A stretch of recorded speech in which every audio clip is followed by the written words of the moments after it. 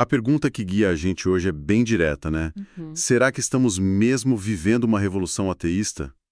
Para explorar isso, a gente vai mergulhar hoje em alguns trechos de uma conversa com o pesquisador Jorge Guerra Pires, que escreveu A Revolução Ateísta, a última minoria silenciada. E também vamos pegar umas partes do livro dele, o volume 1. Legal. A nossa missão aqui é tentar desempacotar o que essa revolução quer dizer na visão do autor, sabe? Conhecer umas figuras importantes dessa história, entender os desafios e comparar um pouco o cenário global com o Brasil. Sempre olhando para o material que a gente tem aqui. Isso. E já começando, né? O ateísmo não é uma coisa só, um bloco fechado. Como ele é visto, como é vivido, muda muito dependendo do lugar, da época. Com certeza. E é curioso, né? Porque o próprio rótulo ateu, ele teve usos bem diferentes ao longo da história. As fontes que a gente consultou lembram que, lá atrás, na Grécia Antiga, os próprios cristãos é que eram chamados de ateus. Ah, é? Por quê? Porque eles não cultuavam os deuses locais do panteão grego, né? E depois, olha que irônico, o termo foi meio que reapropriado. Os próprios cristãos passaram a usar ateu como uma arma contra outros grupos, os hereges, os infiéis. Nossa. Então isso já mostra como essa palavra está ligada a jogo de poder, a definir quem é o outro. E isso vai aparecer bastante na nossa conversa hoje. Que interessante essa inversão. Bom, então vamos para o centro da questão que o autor levanta. O que ele quer dizer com revolução ateísta? É tipo um boom no número de ateus? Olha, o ponto principal que o Pires traz, principalmente na conversa que a gente ouviu, é um pouco mais sutil, eu diria. A revolução para ele não está tanto na quantidade de gente se declarando ateu. Ah, não. Não necessariamente. Está mais na legitimidade que essa posição ganhou. Ele argumenta que, historicamente, se assumir ateu era um risco enorme. Podia custar a vida, literalmente. Pesado. Muito. O que mudou, segundo ele, é que hoje, óbvio, ainda tem muito preconceito, né? Ele cita os Estados Unidos, onde o político ateu ainda é visto com muita desconfiança, tem desafios reais, mas ainda assim o ateísmo virou uma identidade socialmente reconhecida em muitos lugares. Entendi. É uma conquista de espaço, sabe? Um status diferente do que já foi. Isso é inédito para ele. Faz sentido. Menos número, mais direito de existir, de falar abertamente.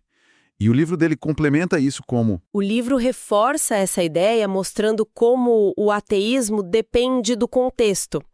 Ele fala, por exemplo, que em culturas onde não tem essa figura de um deus pessoal, central, como no budismo em vários países, a palavra ateu nem faz tanto sentido, perde relevância. Claro. Por outro lado, aqui no Brasil, por exemplo, onde a fé muitas vezes é vista como uma virtude, né? Quase um dever cívico, moral, aí ser ateu ainda tem um peso negativo, quase como se fosse falta de valor, automaticamente. É verdade, tem essa associação. E o livro também nota uma coisa curiosa sobre a literatura ateísta mais conhecida, tipo a dos Quatro Cavaleiros. Ah, sim, as fontes mencionam eles Dawkins, Hitchens, Harris, Dennett. Aquela turma do novo ateísmo, né? Do começo dos anos 2000. Isso, eles mesmos. O livro observa que esses autores super influentes, claro, focaram muito na crítica a Deus, à religião organizada. O que é válido, mas talvez menos em explorar as nuances do que é viver sem essa crença no dia a dia, sabe? Ou as várias formas que o ateísmo pode ter. Entendi. E falando em figuras influentes, o material dá um destaque gigante para Madalyn Murray O'Hair. O livro é dedicado a ela e tem aquele filme, A Mulher Mais Odiada da América. Qual foi o peso dela nessa história toda? Nossa, a O'Hair foi um furacão no ativismo ateísta americano. As fontes listam umas conquistas bem marcantes dela. Foi ela que teve por trás daquela decisão da Suprema Corte que proibiu oração obrigatória e leitura da Bíblia nas escolas públicas dos Estados Unidos, lá nos anos 60. Uau! Ela lutou contra a exigência de acreditar em Deus para ter certos cargos, chegou a processar a NASA por causa das orações que os astronautas faziam no espaço nas missões Apollo. Processou a NASA. Caramba! Pois é, e foi ela quem fundou a American Atheists, uma organização que está aí até hoje. Uma abordagem bem diferente da dos Quatro Cavaleiros, então. Menos filosofia, mas ação direta. Confronto na justiça, nas instituições? Exatamente. Era um ativismo bem mão na massa, sabe? Focado em mudar a lei, mudar a estrutura. E, óbvio, né? Isso gerou reações violentíssimas. Imagina. As fontes falam do tal efeito mamãe-urso, sugerindo que essa assertividade toda vindo de uma mulher, numa época ainda mais machista, foi recebida com um padrão duplo, sabe? Uma hostilidade desproporcional. Faz sentido. O ódio contra ela era palpável, ameaças constantes. A capa do livro do Pires, aliás, usa uma imagem dela feita por inteligência artificial. Mostra como ela ainda é um símbolo forte. E essa reação extrema que você falou, as fontes explicam melhor por que ela virou esse para-raio de tanto ódio? Além da questão de gênero, claro. Olha, as fontes sugerem que ela meio que personificava o medo que muita gente tinha e ainda tem da perda daquela hegemonia religiosa na vida pública americana, né? Ela não pedia licença, ela desafiava abertamente símbolos, práticas que eram sagradas para muitos. Entendi. Ela ia direto ao ponto. Ia. Então, além do machismo, tinha o choque de ver alguém confrontando tão diretamente o status quo religioso, que era e ainda é, em boa parte, visto como um pilar da identidade americana. O George A.W. Bush chegou a questionar o patriotismo dos ateus, né? E a O'Hare era o rosto mais conhecido desse grupo. Cômico quanto à vida, né? Sim, um final trágico, revoltante mesmo. Ela desapareceu em 95, junto com um filho e uma neta. E a investigação inicial, segundo as fontes, foi, marcada por uma negligência absurda. Como assim? A polícia parece que comprou fácil aquela versão conveniente de que ela teria fugido com o dinheiro da organização ateísta. Foi preciso um jornalista investigativo ir atrás, anos depois, para descobrir a verdade. E qual era a verdade? Eles foram sequestrados, extorquidos e brutalmente assassinados por um ex-funcionário da organização, um cara ressentido, e os cúmplices dele. Essa falta de empenho inicial da polícia é vista nas fontes como um reflexo do preconceito contra ela, contra o ateísmo. Sim, coisa horrível. Essa história por si só já mostra bem a hostilidade que essa revolução enfrenta. E essa resistência não é só contra figuras famosas como a O'Hare, certo? O próprio autor que a gente está usando, Jorge Pires, diz que encontrou barreiras. Sim, ele menciona na entrevista um caso de censura. Tentou lançar um livro crítico à religião num centro cultural de uma estatal lá em Minas e barraram. As fontes usam isso para mostrar como o preconceito hoje age de forma mais sutil, talvez, mas ainda assim eficaz. E o livro contextualiza isso historicamente. Argumenta que essa perseguição ao infiel é uma marca mais forte das religiões abraâmicas, judaísmo, cristianismo, islamismo, por causa da natureza delas, mais exclusivista, né? Aquela ideia do outro que precisa ser convertido ou combatido. Volta àquela ironia que você falou no começo. Exato. No termo ateu usado primeiro contra os cristãos e depois por eles. O Pires até cita o Paulo Freire.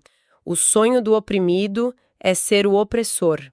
Analisando como o cristianismo, que foi perseguido, virou perseguidor. Forte isso. E como esse preconceito aparece no dia a dia hoje? Já que não tem mais fogueira da Inquisição, né? São barreiras sociais, políticas, culturais. As fontes dão vários exemplos. Tipo, a naturalidade com que a gente aceita a religião em tudo, no espaço público. Feriado, símbolo, discurso político. Mas se alguém reclama, é taxado de intolerante. Verdade. Aquela associação quase automática, ateu igual imoral. O livro cita até um comentário do Datena na TV como exemplo disso aqui no Brasil. As dificuldades na política. Pesquisa nos Estados Unidos mostra direto que ateu é o grupo menos confiável para cargo público. Lembro do caso do FHC aqui, né? Que hesitou em dizer se acreditava em Deus. Pois é, medo da repercussão, e tem relato de discriminação no trabalho, ameaças reais. As fontes citam a acadêmica Francesca Stavrakopoulos, o ativista brasileiro Daniel Sotomayor, que até se afastou da vida pública por causa da pressão. Pesado. As fontes também falam de umas distorções, umas confusões que fazem quando falam de ateísmo, né? Quais seriam? Várias. Uma é achar que qualquer crítica ao cristianismo ou à religião dominante já é ateísmo. Não é bem assim, né? Outra é como noticiam conversão. Às vezes a pessoa era só não praticante ou agnóstica, aí se converte e vira ex-ateu na manchete. Isso infla a ideia de que o ateísmo está perdendo gente. Entendi. Cria uma narrativa. Exato. E também não distinguem direito ateísmo, que é não crer em deuses, de agnosticismo, achar que não dá para saber, ou do grupo dos sem religião do IBGE, que é um saco de gatos, né? Inclui tudo isso e mais um pouco. Certo. E claro, aquela falácia clássica de ligar Hitler ou Stalin ao ateísmo. Ignoram as relações complexas deles com religião. Hitler usava discurso religioso, foi criado católico. Stalin reprimiu a igreja, sim, mas criou um culto à personalidade quase religioso para ele mesmo. É bom esclarecer esses pontos. Agora, olhando para esse cenário todo, como fica o Brasil? A tal revolução ateísta está rolando aqui no mesmo ritmo? Olha, a visão do Jorge Pires na entrevista é que no Brasil a coisa ainda está engatinhando. Ele usou a expressão bem picotinha. Picotinha. É, ele compara com a Europa, cita a Itália como um país que, na prática, parece quase ateu, em contraste com a força da religião no discurso público aqui no Brasil. E por que essa lentidão aqui? Quais as particularidades do Brasil que as fontes apontam? O material levanta alguns fatores. O grupo sem religião, no censo do IBGE, cresce sim, mas devagar comparado a outros lugares. E como a gente falou, esse grupo é diverso, não é só ateu. Certo. Ao mesmo tempo, o catolicismo continua caindo e o crescimento evangélico, embora exista, talvez tenha sido um pouco menor do que o esperado por algumas lideranças. A educação aparece como chave para o pensamento crítico, mas ela mesma é um campo de batalha, né? Com muita influência religiosa no debate de currículo, especialmente em tema como evolução, educação sexual. Ah, sim, essa briga constante. E a influência de fora, especialmente dos Estados Unidos, pesa aqui no Brasil? Pesa, e muito. As fontes destacam essa conexão forte entre o evangelicalismo brasileiro pentecostal, neopentecostal, teologia da prosperidade, sabe? Aquela que liga fé e dinheiro. Sei. E o que acontece nos Estados Unidos? O livro fala numa cópia americana, tipo pautas conservadoras, estratégias políticas. Tudo é importado e adaptado rapidinho aqui. E a gente vê isso na política, né? Com a bancada da Bíblia. Exatamente. Parte daquele bloco informal, boi, bala e Bíblia. Agronegócio, armamentistas e religiosos conservadores juntos. E quanto à visibilidade do ateísmo no Brasil? Como estamos? Comparando com a O'Hare afora, que tinha até programa de TV. É um contraste bem grande. No Brasil, as fontes falam da dificuldade de furar essa bolha da mídia. Citam a tentativa frustrada do Daniel Sotomayor de colocar anúncios ateístas em ônibus, inspirado em campanhas lá de fora. Ah, lembro disso. Não deu certo, né? Não deu. Parece que a visibilidade do ateísmo organizado aqui ainda depende muito de iniciativa individual, de nicho, mais na internet. Não chega muito na mídia tradicional. Entendi. Pensando agora em quem está ouvindo a gente, buscando informação para formar a própria opinião, por que essa discussão sobre ateísmo deveria importar? Mesmo para quem tem fé ou para quem não se considera ateu? Olha, eu acho que importa porque mexe com umas questões bem fundamentais de como a gente organiza a sociedade, nossos valores. Primeiro, desafia aquela ideia que é muito forte de que moralidade vem só da religião. As fontes lembram que código de ética, tipo o de Hammurabi, é muito mais antigo que as religiões abraâmicas, citam estudos que sugerem que moralidade não depende de acreditar em Deus. Teve um estudo com crianças que até indicou que lares seculares poderiam ter mais altruísmo que lares religiosos muito dogmáticos. Interessante isso. E trazem dados também. Correlações entre alta religiosidade num país e maiores índices de problemas sociais, tipo desigualdade e violência. Isso, no mínimo, questiona aquela narrativa fácil de que religião é sempre bom para o caráter, para a sociedade. Além da moralidade pessoal, as fontes ligam a defesa do ateísmo, do secularismo, a pautas sociais maiores, né? Sim, argumentam que a luta por um Estado laico, pela liberdade de não crer, está muito ligada historicamente à luta por direitos civis. mencionam como a defesa de direitos LGBTQIA+, e direitos das mulheres muitas vezes bate de frente com setores religiosos conservadores. Certo. Acreditar a lei contra a violência doméstica também relaciona o pensamento mais secular com abordagens mais racionais em política pública, como na política de drogas, citando Portugal como exemplo de sucesso depois da descriminalização. E as fontes tocam também na questão da hipocrisia, da violência ligada a certas manifestações religiosas? Esse ponto parece delicado. Sim, e tratam como um paradoxo importante. Contrastam aquele discurso comum de paz, amor, moralidade de muitas religiões, com ações históricas e atuais de violência, intolerância, alinhamento com o poder autoritário. Citam apoio religioso a figuras como Bush, Bolsonaro. Mencionam a intolerância entre grupos religiosos tipo católicos e evangélicos aqui no Brasil, ou o ódio na internet contra o Papa Francisco quando ele ficou doente, vindo de grupos supostamente radicais. Isso levanta a questão da dissonância cognitiva, né? Aquele incômodo quando nossas ações contradizem nossas crenças sobre bondade e compaixão. É importante reforçar um ponto que o próprio Pires faz na entrevista, né? O objetivo dessa discussão toda não seria tentar converter ninguém para o ateísmo. Exato. A ênfase dele, pelo menos na conversa, é na reflexão, no questionamento, no pensamento crítico. É mais um convite para todo mundo, crente, agnóstico, ateu, analisar as bases das suas convicções e o papel real da religião na sociedade, sabe? Para além do discurso. Não é proselitismo ao contrário. Considerando tudo isso, a legitimidade que foi conquistada, a resistência que ainda existe, o cenário brasileiro, que é peculiar, para onde as fontes indicam que vai o tal movimento ateísta, tem caminhos diferentes sendo seguidos. As fontes, principalmente a entrevista com o Pires, distinguem basicamente duas abordagens. De um lado, tem aquele ativismo mais direto, jurídico, de confronto público, na linha do que Al Haer fez nos Estados Unidos ou Sotomayor aqui no Brasil, buscando mudança na lei, mais visibilidade. Certo, mão na massa. Isso, e do outro lado, um trabalho mais intelectual, de escrita, debate, educação, que o Pires identifica como sendo mais o caminho dele. A ideia de corroer as crenças mais arraigadas pela informação, pela argumentação. Ele parece ver as duas coisas como importantes, talvez complementares. Mas esse ativismo mais direto parece ter um custo pessoal bem alto, né? Sem dúvida. As fontes deixam isso claro quando falam das ameaças, da pressão constante, do desgaste que levou o Sotomayor a sair um pouco dos holofotes, por exemplo. É compreensível. Talvez por isso o Pires reforce a importância de ter organizações, grupos de apoio como o MAB, Movimento Ateu e Agnóstico Brasileiro, que ele cita, para dar suporte, continuidade. Lutar contra estruturas tão fortes sozinho é muito difícil. Com certeza. E tem também aquela ideia interessante da hipocrisia silenciosa que o livro menciona. Ah, sim.